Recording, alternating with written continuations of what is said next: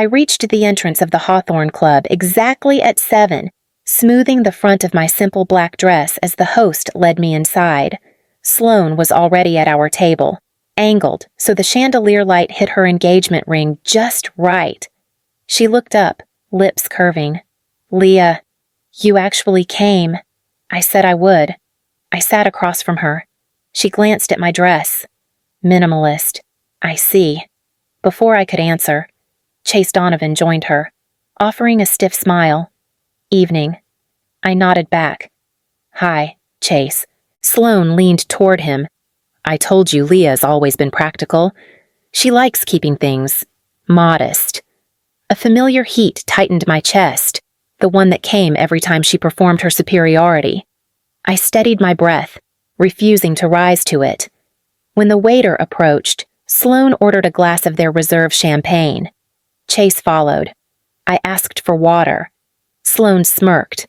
Still being disciplined, I like clarity. I said. Her eyes gleamed as if she'd scored a point. "If you want to hear what happened next, the real reason this dinner changed everything, keep listening.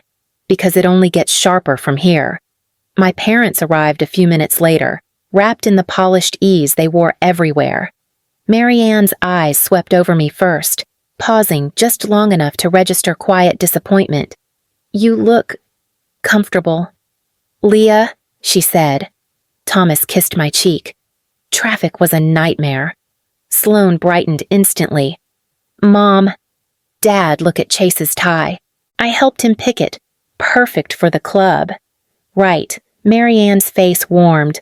Elegant. Very fitting. I shifted slightly in my seat. "How was your day?" Thomas answered without looking at me. "Productive. The firm's expanding." Then he turned to Chase. "How's work at the bank? Still leading that new initiative?" Chase straightened. "Yes, sir. They're considering me for a senior role." Sloane clasped his arm. "He deserves it. He works so hard." My mother beamed. "We are all so proud of you." No one asked about my work. The waiter returned with drinks. Sloane lifted her glass. "To growth and good news." I touched my water. "To all of us being here." Sloane laughed softly.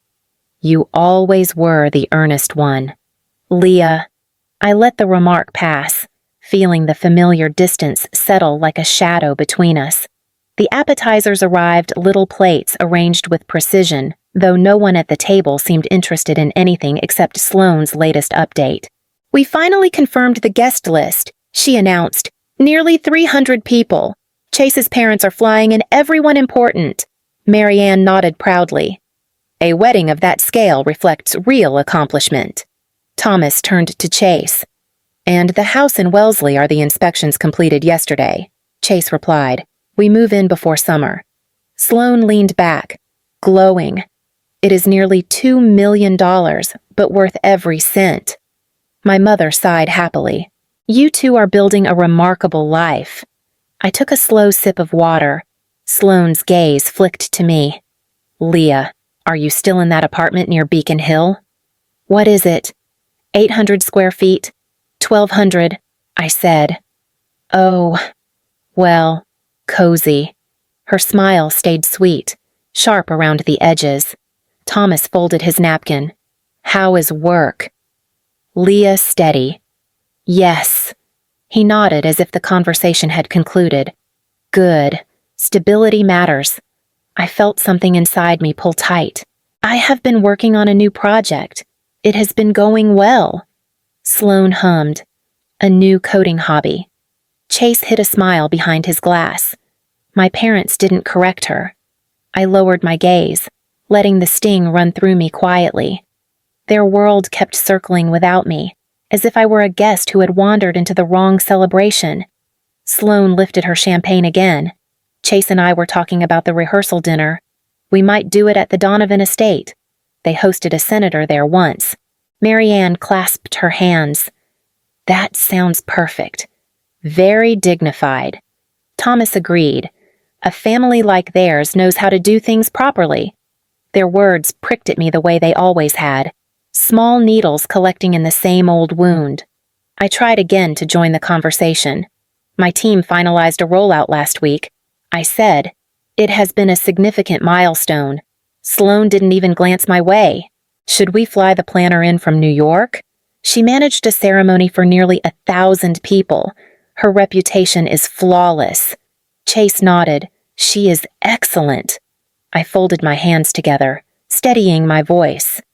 Dad, I actually sent you an email about the rollout. I thought you might want to see it. Thomas frowned slightly, searching his memory. I must have missed it. Things have been hectic. Sloan laughed. Dad barely checks his messages unless it is business. You know that. Leah. Marianne leaned forward. Sweetheart, your father worries. A stable job is important. You should not pressure him with technical details. My chest tightened. I was not pressuring him. I just wanted to share something meaningful. Sloan gave a soft, pitying smile. Leah, you take things too seriously. It is only work. Only work. The same phrase she used years ago when I invited them to my first launch event and no one came. I swallowed the memory and sat back, feeling myself disappear again at a table where I had been fading for years.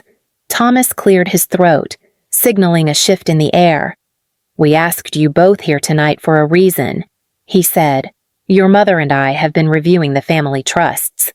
Sloan straightened with anticipation. I felt my spine stiffen. Marianne rested a hand on Thomas's arm. We want to make sure both of our daughters are secure. Thomas continued, as you know. Leah, your trust was structured to vest in stages. You received $250,000 at 18. Sloan chimed in. And it disappeared almost immediately. It did not disappear, I said quietly. But no one paused long enough to let the words settle. Thomas pressed on. Your remaining trust was modest, but still significant. We needed to think about fairness. Responsibility, Marianne added. Sloan has shown remarkable discipline. She has kept her entire trust intact. She and Chase are building a solid foundation. Sloan's smile sharpened. We are just trying to do things right. Thomas inhaled deeply, as if preparing for something difficult. We have already signed the paperwork. The remaining balance of your trust has been reassigned to Sloan. For a moment, everything in the room seemed to tilt. Marianne spoke softly, almost tenderly. It is not a punishment. Leah, we simply believe she will make wiser use of it. My voice felt distant. You transferred it without telling me. We had to act decisively, Thomas said. Your history with money has not inspired confidence. Sloan folded her hands delicately. I will make sure it is handled well. Leah, I felt the betrayal land fully then, not the money, but the certainty with which they erased me from my own future. I sat very still, letting the words settle like dust after a collapse.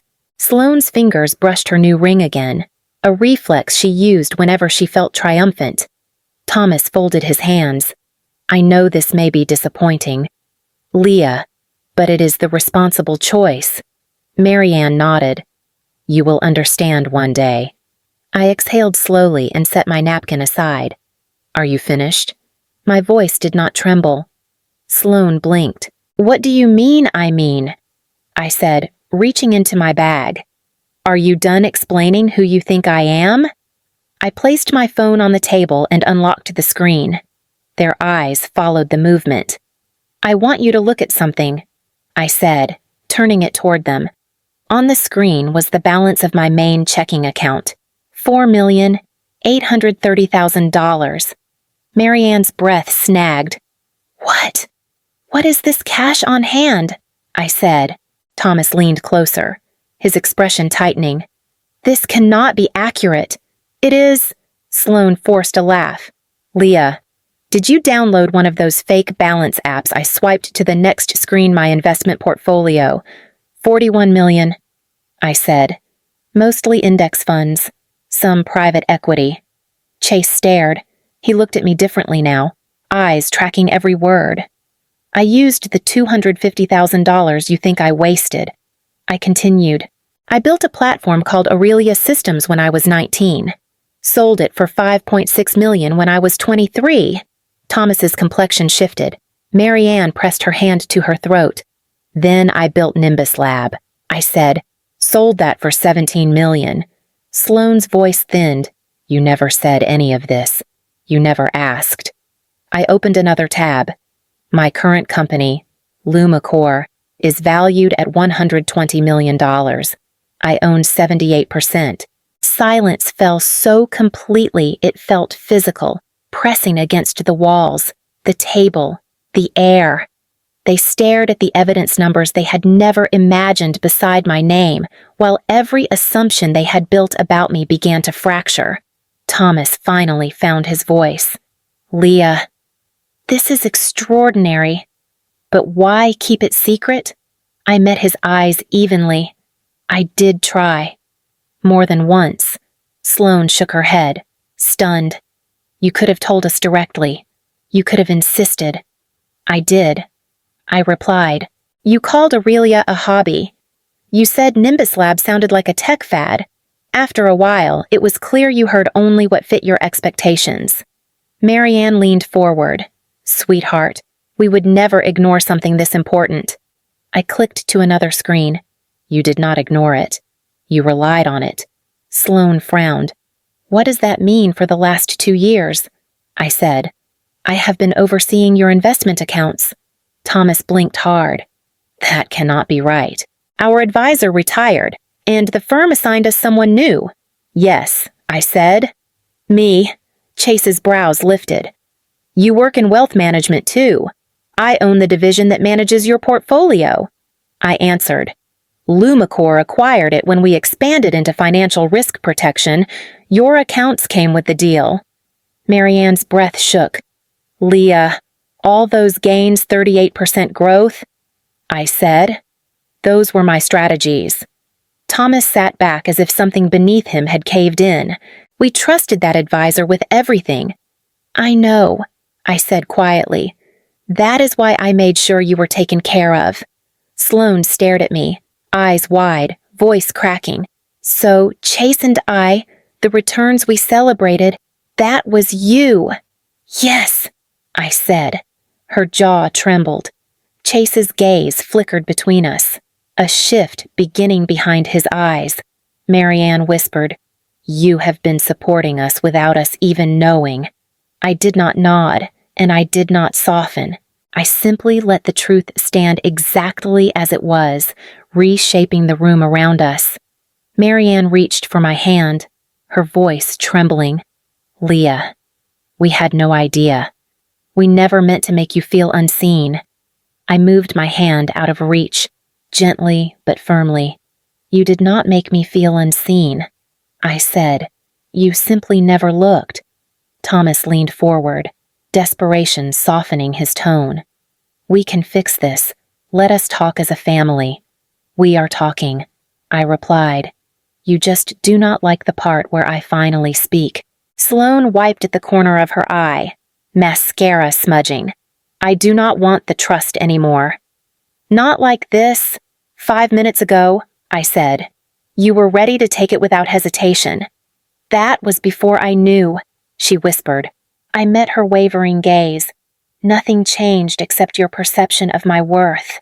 Chase sat rigid beside her, silent, absorbing everything. Marianne's voice cracked. We failed you. Let us make this right. There is nothing to make right, I said. You made your choice long before tonight. You built a story about who I was, and you lived in it. Thomas's shoulders sagged. Leah, please, I am not angry, I said softly. I am done. The words settled between us, final and steady, creating a distance that none of them could close. I rose from my seat, sliding my coat from the back of the chair. The motion alone seemed to jolt all 3 of them. Thomas stood halfway. Leah, sit down. We are not finished. I am, I said. Marianne's voice cracked. Please, sweetheart. Do not leave like this." Sloane pushed back her tears. "If keeping the trust hurts you, I will give it back. I swear it." I paused only long enough to meet her eyes. "You were proud to take it until the moment you realized I did not need it." Her breath shuddered.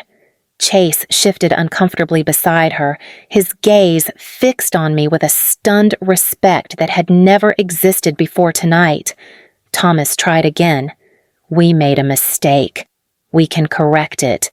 "You cannot correct a belief," I said quietly.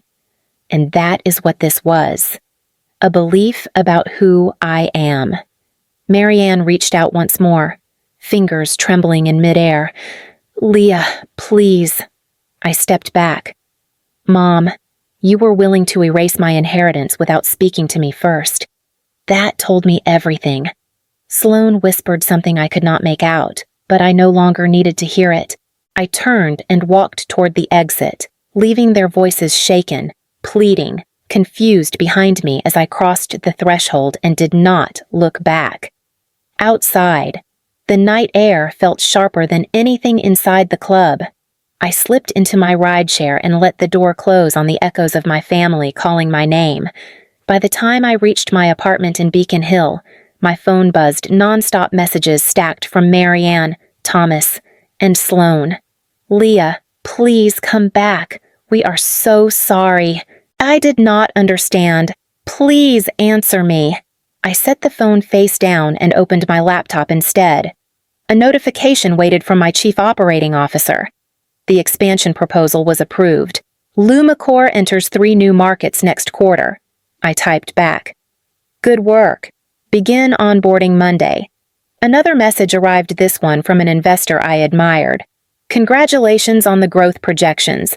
40% next year is remarkable." I leaned back, letting the quiet of my apartment settle around me, far away from the Hawthorne Club, far from the table where I had disappeared for years. The world felt wide and steady again. The phone buzzed once more. I ignored it. Everything they wanted to give, everything they wanted to take, everything they believed defined me.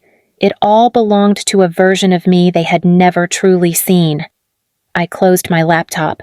If you have made it this far with me, stay close. Stories like this do not end in one night, and I have more to tell, more truth, more reckoning, more growth. Keep listening, because this is only the beginning.